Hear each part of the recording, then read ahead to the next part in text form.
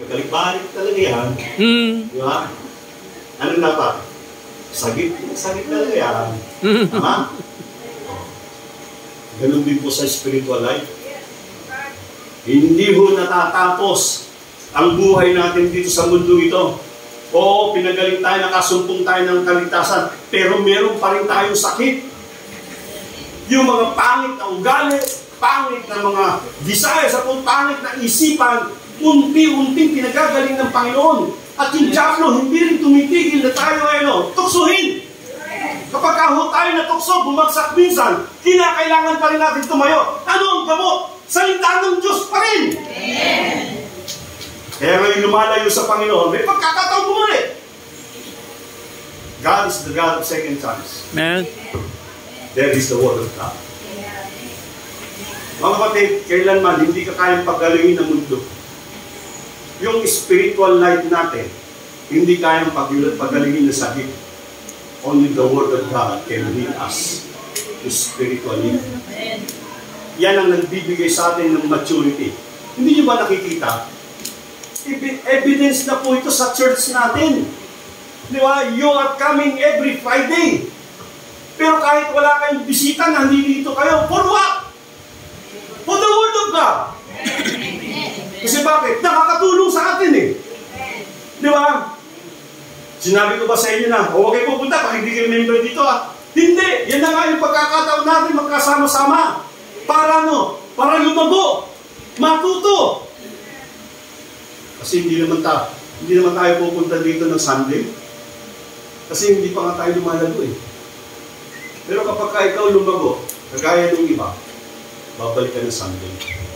Kasi yun yung tamang araw para sa Diyos. Amen. Alam nyo, pag ginawa natin, tapos bumabalik ka pa ng hapon, pupunta ka pa ng Friday. Sabi ko, minsan dahil pa nga ng mga sagip na naligtas, yung mga sagip may Friday na may Sunday pa. Di ba? Yung mga miyembro, sabi ko sa kanila, kayo Sunday lang.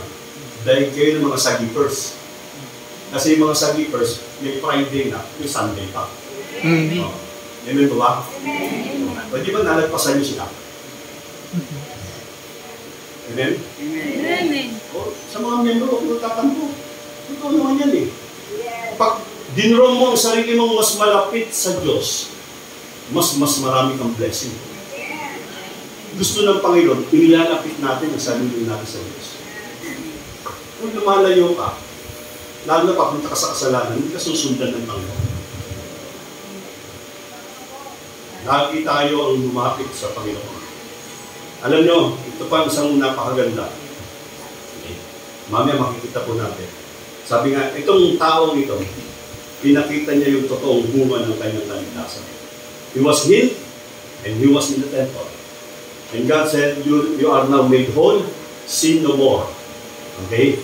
Siya po, binuhay niya through His life. Kaya nga, sipin natin, ang isang taong naligtas, nakasumpong ng katotohanan, may Kristo sa kanyang buhay. Dapat may pagbabago ng buhay. Amen. Pag wala kang nakita sa sarili mong buhay, walang binago sa iyo, magtanong ka. Magtanong ka na, ligtas ba ako? Kasi, yung pag-iisip natin, kaya yung sinasabi ko, kung pag-iisip natin, dalawa pa, duda ka pa, meron ka pang isang Diyos, may pangalawang Diyos ka pa. Okay, dating Diyos, ngayon Diyos. Okay, baka hindi ka naligtas. Kasi isa lang ang Diyos.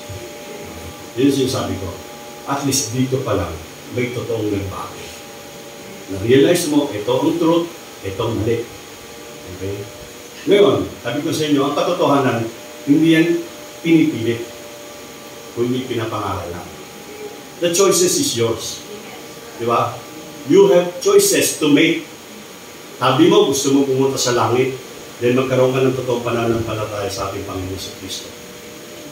Kung hindi ka naniniwala sa pangangaral na sinasabi ko, then you keep your own religion. At antayin mo yung araw ng iyong kamatayan. Sasabihin mo sa akin, totoo yung sinabi ng preacher. Just like the rich man and the Lazarus. Amen? Hindi siya nakinig. Di ba? Ano sabi niya? Nasa impyerno na siya. At tinotorment na siya. Ang sabi niya, Amang Abraham, sugurin mo si Lazaro sa aking tahanan. Meron pa akong 5 kapatid. Ayoko na sila ay mapunta sa aking kinalalagyan. Wala akong patay na nagbabalik.